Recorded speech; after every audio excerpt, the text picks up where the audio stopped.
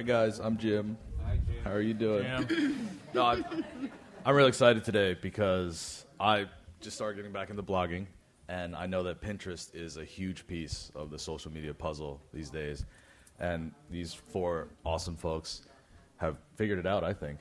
And I'm excited to be able to ask them some questions today, and then hopefully, if we have time, you guys can ask your own, and we can figure out how to crack this puzzle. Just a show of hands, how many people here are using Pinterest right now? Do you consider yourself? How many do you consider yourself beginners, like are new at it, trying to figure it out?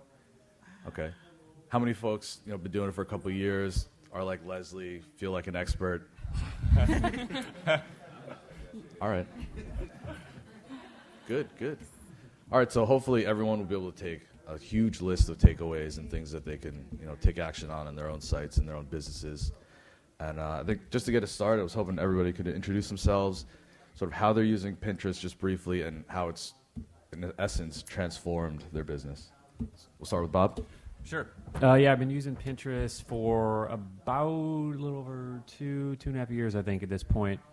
And it's had a really, really big impact on me. I kind of stumbled into it because I discovered that I was getting more traffic from Pinterest, getting about 10,000 visits a month without doing anything, without even trying. Meanwhile, I was working my butt off on Facebook and for months and not even getting that much traffic. And so I finally said, maybe I should try to actually figure this Pinterest thing out. Within a year and a half, I was able to take that up to about 600,000 visits a month. And so I was convinced, I saw a whole bunch of your heads go like this, that was me. And so ever since, I've just been plugging along, and so I'm glad you're here because I think this can be really helpful for you. Plugging along at 600,000. Wow. Okay, I don't have that. I'm Tony, and I started using Pinterest. I feel like we're like at an AA meeting. I'm Tony. I started using Pinterest in 2012, Aaron Chase said you have to be on this platform, and maybe it's 2011, I don't remember, but so I've been using it for a long time, early on primarily to drive traffic to my website, and then I started getting into when Promoted Pins came out. I worked for savings.com, and they're actually in the expo hall. I don't work for them anymore, but and we were using paid traffic to drive downloads to an app, and now I primarily use the paid platform to drive traffic to a web store. Well, I'm Tabitha Filan. I started using Pinterest in 2010. That was back when you had to be invited. I don't know how I got invited. But I fell in love with it, 2 a.m., pinning. I told my husband, this is going to be the next big thing. He's like, great, honey, and went to bed. Now whenever I say this is going to be the next great big thing, he's like, what? Tell me more, So the magic hasn't happened again. But I wrote my first book about Pinterest in 2012, and so far all of my predictions have been spot on. Guess I'm just smart, maybe. Boom. I'm friends with Tony. That makes me smart. She's giving stock tips later. No. I'm not here for the personal finance part of the conference. I will tell you that. But right now, I use Pinterest to capture email subscribers. That's my primary goal, is to build my email subscriber list, and of course to make money using affiliate pins. So it works. It totally works. I'm Kathleen. I started using Pinterest as a fan. This is a great way to keep my recipes and my dream house plans together. And I loved it. And there was such a disconnect for me because I used it all the time, and then I was blogging all the time, trying to SEO my way onto Google's front page. And I think it was a couple of FinCons ago that I talked to somebody who was like, if you're looking at content on Pinterest and you're getting to blog posts from there, don't you think it'd be cool if you were one of those blog posts that people were searching for to get there? So I started working on it for myself, and it immediately became my number one referrer. And so in the last year, I've started teaching other people how to do it and helping other people get to that point. So I'm newer to it because I had the same thought that probably a lot of you guys have, is that it didn't seem like personal finance belonged on Pinterest. But I'm here to say that's definitely not true. Agreed. Cool. So I saw the the most logical first question, especially given the mix of the audience with quite a few beginners, is if you were to give someone who's just starting off sort of a checklist of the top things that they had to make sure they were doing on Pinterest when they got started, what would some of those things be? Bob? Oh, we're going in order. Oh, we can go in any order. Everyone looked at me and I want Bob to go chose. first. Yeah. Or maybe Kathleen. yeah. Maybe Kathleen Let's first, start since with she helps a lot. Yeah, so I won't take up the whole list, but you have to start following people. You have to start pinning other people's content. I'll stop there. Well, okay, fine. You've got to start branding your pins so that they look like yours. I'm willing to guess that you've all seen Bob's pins out in the wild, and they have a specific look, and you can tell that they're from Christian PF when you're looking at them, and it's cool because it gives you even if you're not Bob, a platform to show your brand somewhere other than your site. Yeah, and I'll add to that, just as a real practical way to do that is to kind of find a unique font, kind of when you're putting on a pin. And stepping back one step too, one of the things that we do is every blog post, and this is like the best way to just kind of get started with Pinterest. Every blog post, create an image for that blog post, put the title of your blog post on that image over the text. So for the very beginners, that's like the first thing I would do is just do that. And then in terms of branding it, go find a font. You can buy a font for like $5. It's like a unique font that very few other people are using because there's tons of free ones out there, but you can buy one for really cheap. That can be your font that people can easily identify as your style, and it's just a real easy way to kind of, define your look, I guess. Where did you find your fonts? There's like a million font websites, but like anyone will do. fontsquirrel.com, I don't even know. I like my font. There's like a specials section because you could spend 9 days looking for a font if you wanted to, but there on my font there's like a specials, and then so you can see the ones that are discounted, and you can spend. It's amazing the difference that spending like $20 on a font does for you in terms of people copying you. Like that's enough of a barrier for people to be like, I'll find something else. Because almost everybody uses free fonts, and so you can just spend a few bucks and be different. I would say if I were getting started today, the Smart Feed, which was introduced a couple of years ago, really changed the game on Pinterest. It used to be chronological, and it was easy if you wanted to get followers. You just jumped in and pinned like a crazy person, and it would just happen. But now you have to really be paying attention to the Smart Feed and how it's constructed. And in order to show up, you've got to know your keywords. You've got to be using guided search, which is what their search bar is. Pinterest is one of the fastest growing search engines. People are using it instead of going to Google, they go to Pinterest to search. So what I do is whenever I'm starting to title a blog post or anything, I go to Pinterest first before I even go to Google. I go to Google as my backup to make sure it's a good call. But you just start typing in the bar and see, and it will populate and it will give you ideas. And as they rank, they're ranking in order of popularity. So you can know, now going for the most popular is not always the best because it's so saturated. But as you niche down, as you are adding more and more words, you can see. And these are the words that you need to include in your blog post, in the names of your pictures. You need to be including them in your meta description, in your pin description, because all of those things factor into what shows up in search. That was way too technical, wasn't it? Ooh, meta description. Okay, so first of all, hopefully you're all on WordPress. You need to go get the Yoast SEO plugin. If you don't have SEO built into your theme, upload that, and then at the bottom of your post editor, it gives you the opportunity to enter a meta title, a meta description. You can even put your keywords in, and it'll rank you. It'll tell you how you're doing SEO-wise. But that meta... No, it's not the web address. It's a 160-character description of your post. And that's what's going to also help you on Google because it's going to encourage people. That's what they see whenever they Google and you show up, and that's what's going to pull them in and encourage them to click. And you want that click through, both on Pinterest and from Google.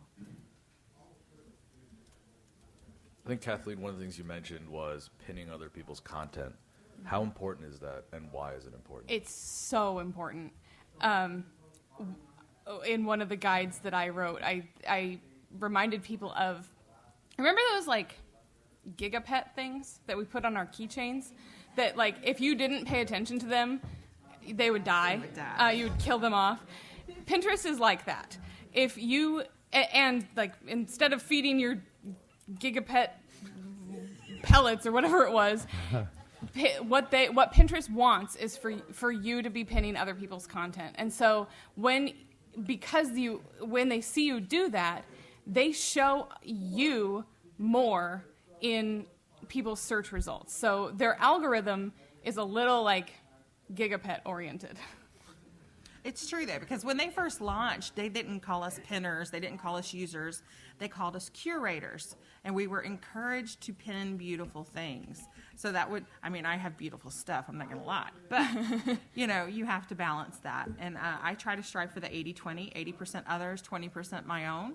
But you can go as far as 50-50. You can. I agree with that. And I've been experimenting. It does not matter. It does not have to be...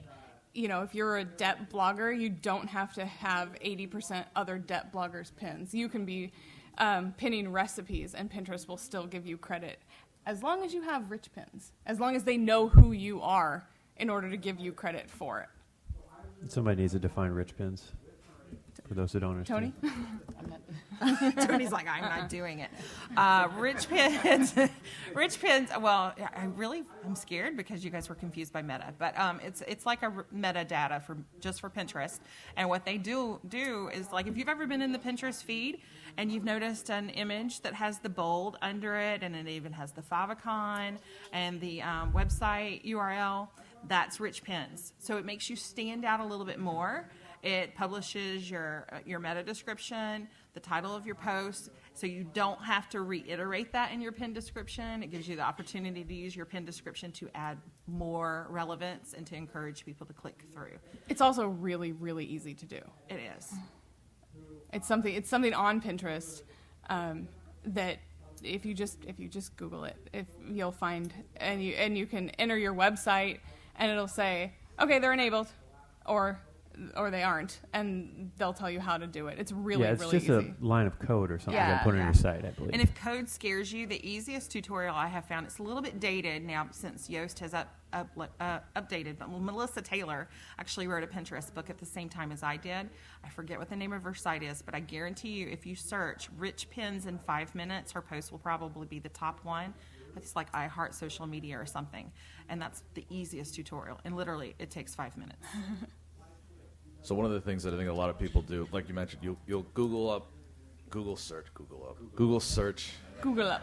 for information, and Pinterest is always like a constantly moving thing. Like Tabitha was telling me what in February they made more changes to the algorithm. If you've been using it the last couple of weeks, you may have noticed like an inundation of messages from some group boards. What are some of the things that you're doing now that are different than, say, a year ago that may not appear in a blog post that you read? Is SmartFeed more than a year old? I don't think it is. Yeah, no, it is. Okay.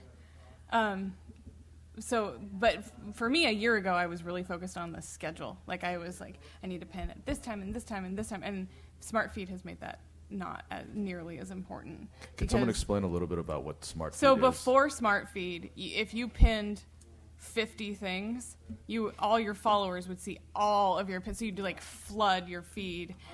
SmartFeed turns off the fire hose basically, and it decides how often the people who follow you see what you're pinning. It has a lot to do with metrics. I read the engineering blog, which I do not recommend unless you're really, really bored and exhausted, because then it might make sense. But it's the way they weigh things and scale things, and then they order it in chunks. So this is one of the things that actually will make the SmartFeed hate you is if you're pinning the same pin back to back, like you're pinning it to your own boards and your group boards. The SmartFeed says, hey, that looks pretty good. Other people have been pinning it. It passes it through. Well, then the next one hits it, and it's like, wait a second, I think I just saw this. So it depreciates the value of that pin. And anytime you depreciate the value of the pin, the less likely it is to show up in the feed. So whenever you're doing 2, 3, 4, 500 of the exact same pin over and over again, you're really just wasting your time. Is there like a time frame where it is safe to then pin a second time to a different board? Is there like a, Just space it out. Yeah, like so the, like a week? a day is probably enough. I actually use a scheduler to schedule my own pins, and then I have someone hired to just pin throughout the day. It's a lady who just loves Pinterest, and she can't believe she's getting paid, and and she just happens to be my target demographic. So, and I know everything she's pinning is going to work, and so my pins are being filtered out through the day, but she's like pinning 3 times a day whenever she's up in Carline, and it keeps it from congesting. So I'm gonna go against you for a minute. Go for Sorry. it, girl. Trauma on It's Pinterest. on. Trauma at 8:45 So a.m. if I was just starting out, or if I was beginning in Pinterest, I actually wouldn't have someone pinning for me. If I was going to invest money in it, I would invest money in having someone make images if you're not great at that. Mainly because I feel like when you give someone free reign to your Pinterest account, you end up with a lot of junk on there if they like to pin.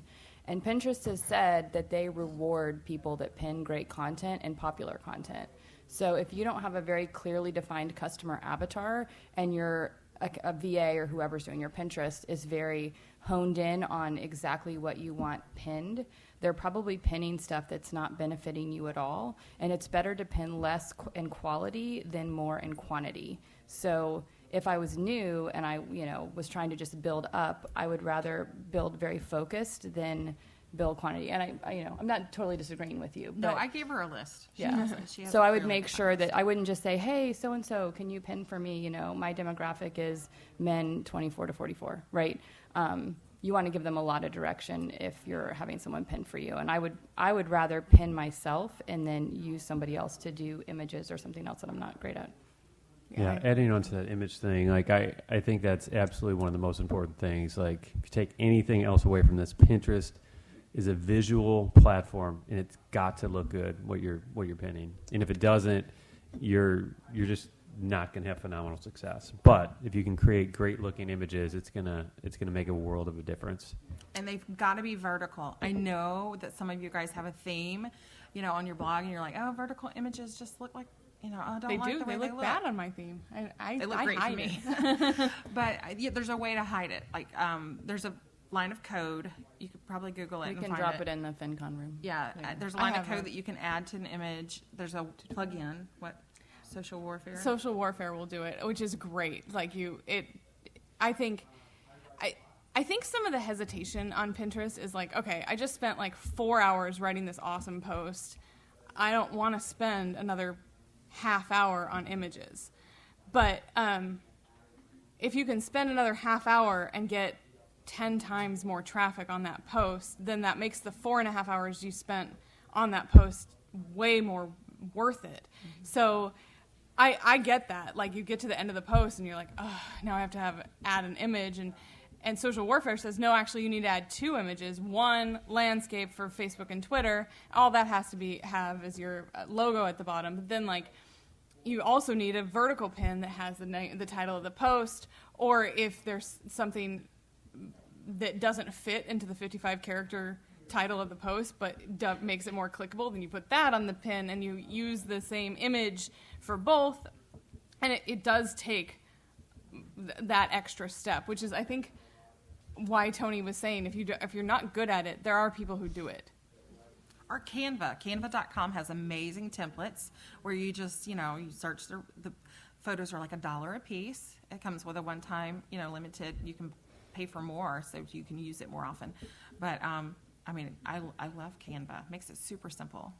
Second Canva. I hate Canva. But you can love it. That's okay. I do have a course coming out soon about how to create images, but, I just use Canva. To the point about buying a font that Bob said, do the same thing with images. If you're using the free stock images, your images look like all the other ones out there. So if you start buying images, I use my love of stock images to justify my iStock subscription. But you don't have to go that high end. There are lots of other stock image places that you can go and get decent, good enough graphic stock. Is $99 a year. Unlimited images. It is okay, not great, but it is $99 a They're year. adding a lot of photos though. And they're all like huge. Like you print posters with it. Like but it's cheap, and it's another level between someone else making the exact same pin as you. Mindy? Graphic stock? Uh-huh. Well, it's forprofitblogging.com/graphic stock.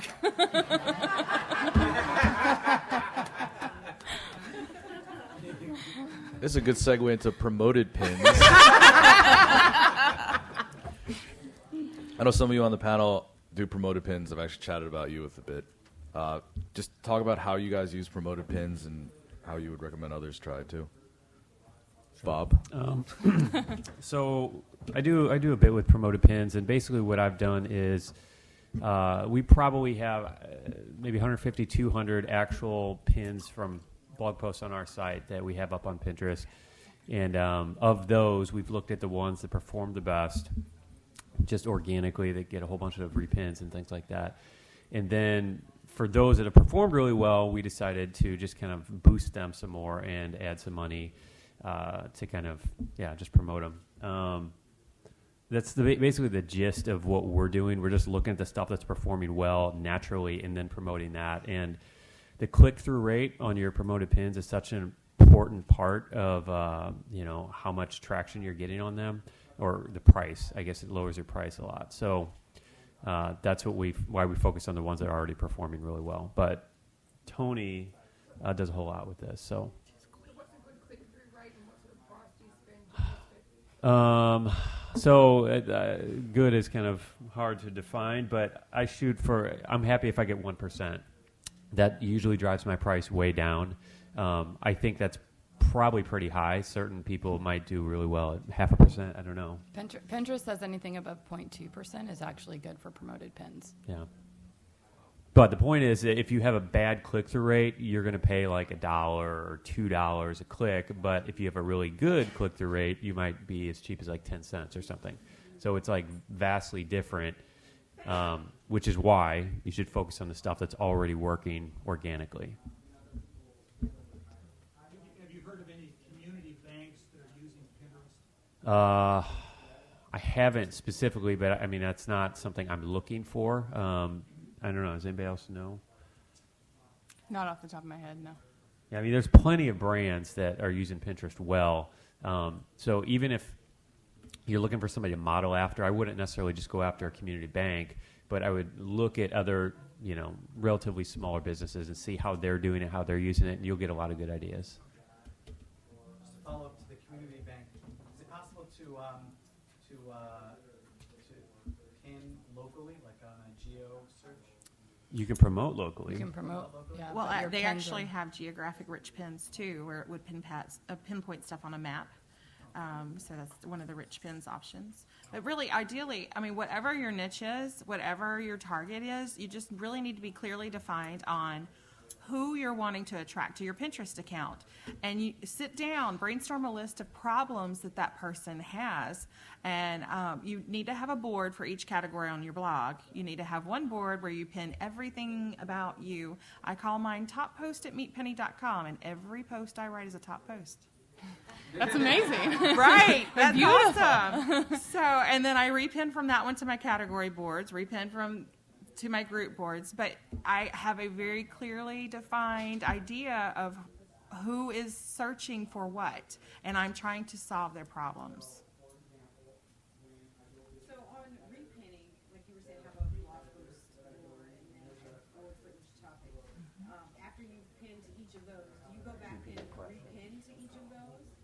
I repin seasonally. I go into my analytics each month and go back 1 year, 2 years, and see what was most popular, and then I repin. One of the things that Tabitha just said was that all of her posts are top posts, and she was kidding, but if you don't start with quality posts, you can do all the strategy you want. So only make the posts that are top posts that are worthwhile on Pinterest, not the ones that are just your like day to day, but the ones that would have some SEO value that people are looking for. Because as long as you've got something quality, you've got a beautiful image, you click through and you get what you expect, then you get people sticking around and reading all of your stuff, clicking around on your site. So make sure that you start with the quality posts and only go to the effort. So if you don't have a Pinterest background or don't have a profile at all and you have 2,000 posts on your site, pick your top like 75 or 90 and start there, because you'll see a lot more value from the posts that are already popular in other places. Just one more question. What's that back there? As a follow-up to that, I don't know if we'll talk about this later, but about Pinterest bounce rate, So that's going to be the next question I was going to ask them. So the question was about bounce rates and capturing the visitors that come from Pinterest. So the question is, what do you guys do with the traffic that does come from Pinterest? I personally have seen, Pinterest is my number one referrer. I did get hit pretty hard in February when they changed the algorithm and lost half my traffic, but I'm still seeing over 40,000 a month from Pinterest. And my bounce rate's only 33%. So what I have done is actually fine-tuning the blog side. Like whenever you have someone click through and they are interested in a particular topic, you need to use custom sidebars or like a list of related pins within that post that's going to keep them on your site longer. You want them to keep moving around your site. The longer they're on your site, the more likely they are to subscribe. And for capturing email subscribers, I go through my Pinterest analytics. The third option is where you can see the engagement from your site, and any pins that show up on that page, I make sure I have a subscriber opt-in that is directed directly to that topic. I mean, it's as simple as going to printfriendly.com and placing the URL for that post in and making it a printable version, and they can opt in for that. And it's totally working for my site. Is everyone on a Pinterest business account? Okay. What's a Pinterest business account? What's a Pinterest business? It is free. It gives you access to analytics. So, I don't think people will talk like, oh, don't switch because they might charge you. I don't think that's coming. Pinterest has other ways to make money. Facebook doesn't charge you for a business account, so I don't see that in the near future. But you want to have your access to analytics, because talking about keeping people on your site, once you can see in the analytics what your top performing pins are on Pinterest, what I would do is I would go into those posts and I would make sure those posts are either linking to other relevant topics on your site, or it's a lead magnet, or there's a call to action, depending on what your business is. I mean, if I was a bank, I would probably have content articles, and then at some point I would talk about my great savings rates or loans, and funnel people through the process of my site. But you won't be able to. I mean, you can see that in Google Analytics, but you can also see it in Pinterest, and Pinterest will tell you like the exact pins, like the images that are doing well for you. So what I would do if I was like kind of on Pinterest already and I had some stuff going and I didn't have a business account, I would switch this afternoon in 5 minutes, and then I would go through and look at those maybe top 10 posts and really, like, even if you have to almost rewrite them, I would do that to make them better. Because usually what happens is some random post that you wrote 5 years ago gets pinned over and over and over. The image is terrible. There's no call to action. Your blog was a different title back then. And it's not really helpful to get those people to your site and then give them nothing to do, so they just pop away, and they didn't have a brand experience with you either. So that's where your bounce rate is ridiculous. So that's what I would do if I was newer and hadn't really optimized everything yet. I would go back and optimize probably my top 10 posts that I was getting traffic from. I also think you can use what Tony was saying, those top 10 posts, to help drive your content strategy going forward. So if your top 10 posts make you think of other posts that are related to those, chances are they'll do well on Pinterest and on your blog. You got a question? I had a question about if you switch to a business account, do you have to start again, or do you No. have to change the profile? You don't have to change anything. The question was if you switch to a business account, do you have to start over? And no, it's just like a toggle. A little more, but Joe? You've got several websites. Is it okay to funnel all those through one account? Or I'm afraid, I've only got the one account verified, Rich Pin. Do I need 6 different Pinterest accounts to have each site verified? The question was, if I'm running multiple sites, should I have multiple Pinterest profiles? Bad news, Joe. Yes. If you want the rich pins, I mean, because like I have several sites and I have a board dedicated to each site, but I only have rich pins for Meat Penny. Yeah, I mean, I would maybe. Yeah, I think it depends on what you have going on. I mean, for the risk prince perspective, I completely agree. But I think you can have one board or one account, with many different boards and different niches and different topics. And if you have a following, I don't know. I just like always keeping things as simple as possible, and I don't want to have a ton of accounts. So I would sacrifice a little bit of traction with the rich pins and in branding in order to have it under one roof. That's what I do. So- My Pinterest board, my Pinterest board is or my brand name or whatever is Kathleen Selman's, not a URL. And so I verified my one website, and then I have other boards that are best of other sites. You only have the one site for the account verified. Right.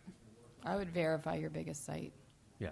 and then you're not going to do it if you have 6 Pinterest accounts. Yeah. All right. And then I had a question about monetization. What do you guys do? So you get the traffic, you retain the visitors in some way, email or just getting them to read more content. What else can you do to monetize that traffic? Slap a So- bunch of ads on your top 10 posts. No. All right, guys. Bye. Besides slapping a bunch of ads. And don't do that. That would kill. I'm don't kidding. do Yeah, that. no, that's not It's a real joke, advice. It's a joke. Actually, definitely don't do that, only because if you ever want to Promoted Pins definitely has some regulations about what you can promote, and one of them is how many ads are on the page that you're driving a user to. So you actually wouldn't even be able to promote a pin that was going to a page that was super heavy on ads. They would reject it. But you can, so us bloggers, we all know about affiliate marketing, right? So if you've got a post that talks about why you love social warfare or whatever, personal capital, paying to promote a post like that is a better way for you to make money, I think, and getting more traffic to that post that talks about 7 ways you can use something that you're affiliated with, and tell people you're affiliated with it, is, I think, to me, that's the number one way I've been monetizing Pinterest. Well, actually, the number one way I'm currently monetizing Pinterest is you can pin your affiliate links directly now. You do have to disclose, like I use the word ad in my pin description to disclose that it is an advertisement. But you, like ShareSell links, CJ links, they completely work. Not Amazon, just, Yeah. that's against their terms of service, but But you can go in, like programs, there's e-courses, other bloggers, you can use your affiliate link and you have to upload a picture, click to edit, add the URL, and just make sure in the description that you work really hard to talk about why you love that product. Like I have a gift list, and I have a board for gift lists for young children, middle-aged children, tweens, and those are really, really, really good around Christmas time. So you don't even write a post about it? Oh, I do that too. Oh, okay. But I almost treat it like a microblog sometimes and pin an affiliate link. But, the most recent one I did was the photo equipment that I used, the lighting system that I used. I talked about how I used it in the pin description. I mean, they're going to truncate it so that people have to click on it to see the whole thing. But it gives me the benefit of keywords too. Do you see much conversion, though, if you send them directly to the affiliate site rather than a post on your site? There's really no way to track that. Yeah, she just sees her commission checks go up, right? Right. So that's the conversion rate. It's like these surprise little bonuses that show up in my PayPal account. I'm like, oh wow, that's working. Yeah. Because you cannot use a tracking link. You can't do any kind of redirect with whenever you're uploading your affiliate links because. So you have to use that like long, nasty, gross But they don't see it. URL. No, I know. Yeah, my hunch would be that if it was a physical product, that would convert a whole lot better from the image. It's like I see this camera that she's linked to, I go over there, I see it, and I buy it. Versus personal capital, it's like I need to hear somebody's experience with it, Yes. kind of before. Yeah, that's a good point. Do you guys have any experience selling your own products, whether it's physical or virtual, on Pinterest? None. I do. Tony's very shy, so I'm just trying to get her to. I don't have a voice today. Yes, I have a web store, and I also sell on Amazon, and I've had a lot of success on Pinterest with physical products. They have some cool integrations. Does anybody sell physical products in here, other than Aaron? Steve. Kim? Anyway, it's not really relevant in here, but if you ever do, it's a really great avenue. But I think even if you're not physical with digital products, there's a lot of opportunity. I would probably, with a digital product, not drive somebody directly to a product page. I'd drive them to what does Ezra call it? A dipsy doodle? What is that? I don't know. I can't remember what he calls it. Yeah, because we were just in it. We were just in that talk. Yeah, Dipsy Doodle Don Daliber. Is that just a landing page? Yes, Funny yes. language? It sounds better when you brand it with words that don't make sense. Yeah, it's basically a sales page. Like cartoons. But with a digital product, I would drive people to a content article with multiple calls to action throughout the content article. If I was doing a digital product or a course or something like that, I would create a lot of pins and. Yeah, because you can track that stuff too. For me, it's helpful to link to the lead magnet than get them in my own funnel that way. I have had less success being like putting up the buy here page on Pinterest, but maybe it could work for you. I mean, I would still do it. I would still have pins out there with your, if your e-products or whatever on there. For physical products, it actually works pretty well. People can actually buy on Pinterest and never leave Pinterest platform and buy your stuff. So they can buy something from me. They can shop at the Gap, Banana Republic, and never leave the platform. So it's a super amazing experience for the consumer. Yeah. But that doesn't work with digital products and things like that yet. Who knows? Might be coming. Yeah, and also the demographic of people on Pinterest versus people just Googling something. People are on Pinterest in a buying mood much more than they are like Googling what to do about whatever. Yeah, I think last year at a session here, I heard somebody define the different, or kind of categorize the different social media platforms in a really good way. And he said, Facebook is what you have done. You post on there what you've done. Twitter is what you're doing. And Pinterest is what you want to do or buy. And I thought it would just kind of defines them very well. And so people are pinning things on Pinterest that they want to buy, that they want to do to their garage or bathrooms, Yeah, there's like bucket lists too, like I would travel the world and here's where I want to go. Those are cool too. Yeah. One of the things you guys said was don't just stick up the buy page. What are some other things that people should avoid doing on Pinterest? Besides pinning their own stuff and pinning nothing else. Yeah, pinning their own stuff 100 times and nothing else. Avoid ugly pins. Yeah. Yeah, I would say that's just one of the most important things. Like, I don't think you can hammer on it enough that you just got to create great looking stuff. And if you can't do it, then hire somebody who can. I mean, Canva, like Tabitha mentioned, is a great tool. They have all kinds of templates where you can literally just go in there, change the text, and flip the image in the background and probably come up with something pretty good. But it's worth paying somebody to help you design stuff, if for nothing else other than your top posts. Right. Fiverr is really good for that. What was that? Fiverr. I haven't used Fiverr, but I'm sure there are some good guys on there. It's a huge site, so. I think too, along with the images, something that's really important is your description in the pin. I think if you're on Pinterest at all, you see like really pretty pins with like computer money. Like there's like 3 words. It's like clearly the image name. Yeah. And so what Pinterest really recommends is that you solve somebody's problem in your description. So as opposed to, student debt image .453 or whatever, whatever.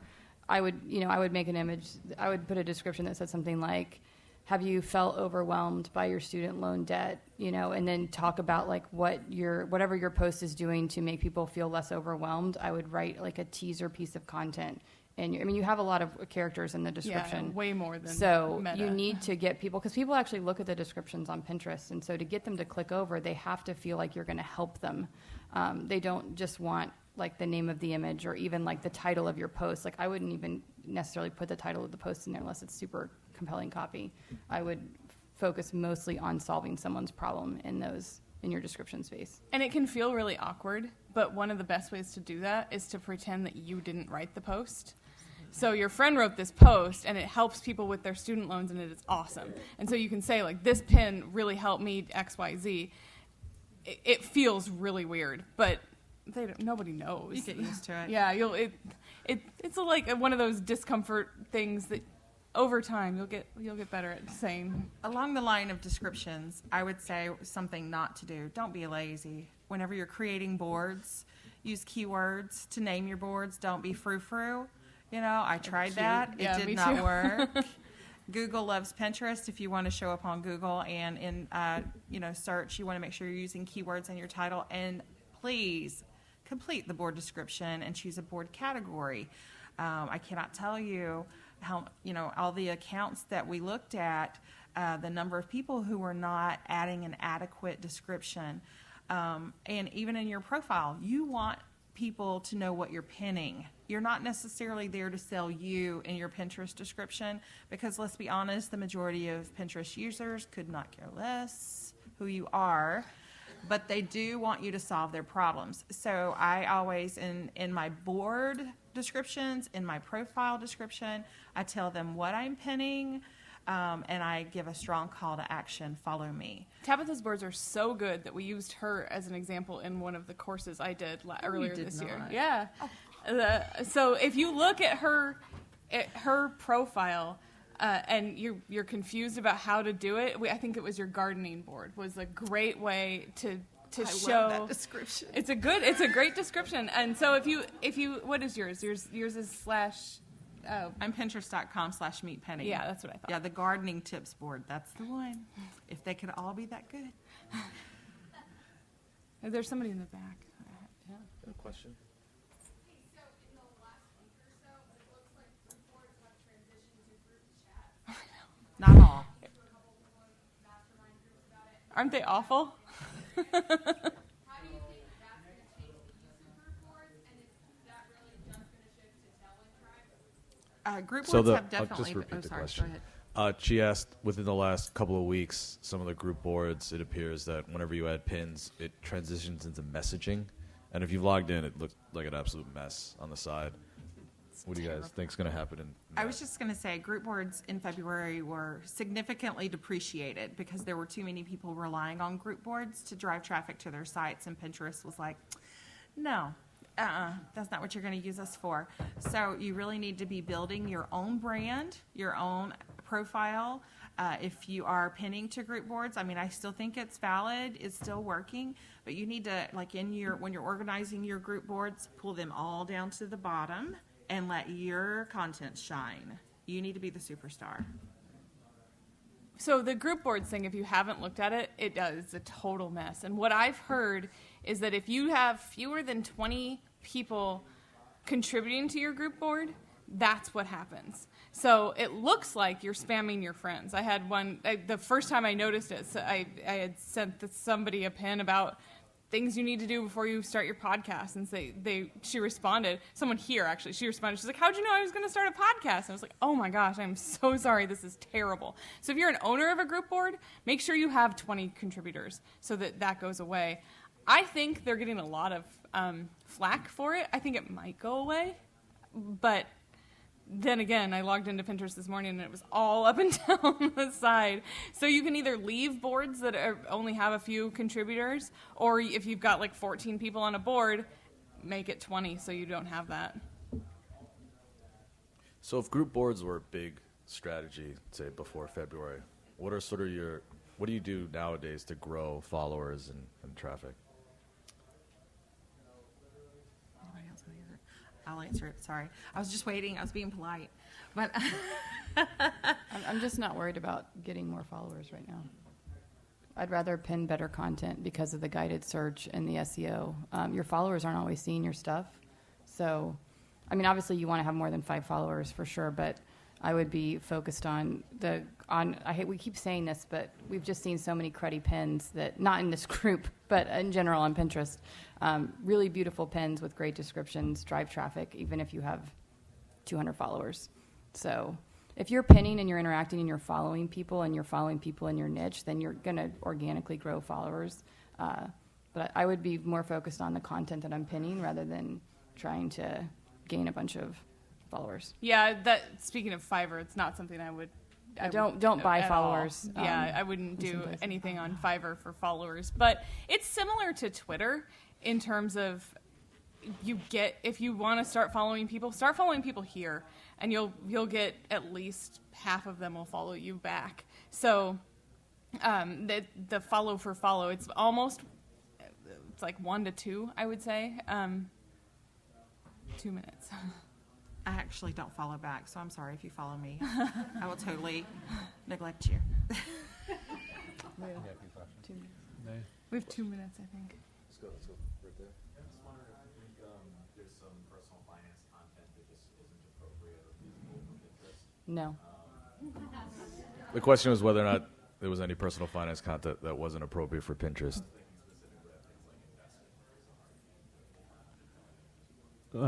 Yeah, in my opinion, I think there's certain stuff that's going to do a lot better. Yeah. If we're talking about SEP IRAs and 403B rollovers and things like that, it's just not going to get the traction of 15 ways to save money. Yeah. It's It's not what I would focus on first. If you have other stuff on your site that isn't the nitty-gritty investing, start with those. It doesn't hurt to pin the investing stuff, but he's right. You're not going to see as much. So if I wrote about investing, which thank goodness for all of you, I don't, I would, and I had a lot of investment articles that were long and complicated, I would write a post that was like 7 simple ways to understand investments, and that would be my Pinterest post, and in that post I would link to all of my really in-depth content information, and that's how I would do that. Because, I mean, he's right, that's not going to be a real interesting thing for people on Pinterest, but seven things you must know about investing is really interesting for people that don't understand it at all, and they would be on Pinterest. Yeah, I mean, I would just consider the target. The demographically speaking, most of Pinterest is what would you say? Probably 25 to 40-year-old women is like the top. And so if you just think about that group, But the fastest growing demographic on Pinterest is men. woohoo! Go boys. Can you talk about the tools that you use, so third-party tools, whether it's Tailwind or Booster, how do you use those? Are they effective? The question was, what tools do you guys use? I use Tailwind. I use both. I use Board Booster to cycle my own content. So kind of looping, if you're familiar with Board Booster. So I have my own content looping on Board Booster, so it's getting repinned every 30 days to the boards. And then I use Tailwind to schedule out other people's content. Yeah, there's a lot you can do with those third-party apps, and they're not free, but they're not expensive. Yeah. They'll help you not have to be the person Tabitha hired to pin whenever she's in line at the drugstore or whatever. But it works. It does. We have time for one more, so I'm going to go with Connie. Oh.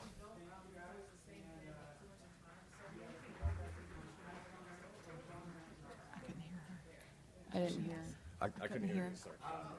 Earlier you mentioned don't pin the same blog post 200 times. So when you're using Board Booster, are you removing it from the source board, or are you just leaving it so you can move through it? It's still on the source board, but my frequency is high, low. Well, I don't know what's the math? I don't. It's low. Whatever. Perfect.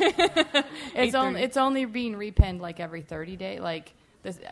I have big intervals in there. It's not every day or every 2 days. For those of you who don't know what Board Booster is, it's a scheduler. It's really powerful. It's not a free tool, but No. definitely recommend it for kind of automating some of this.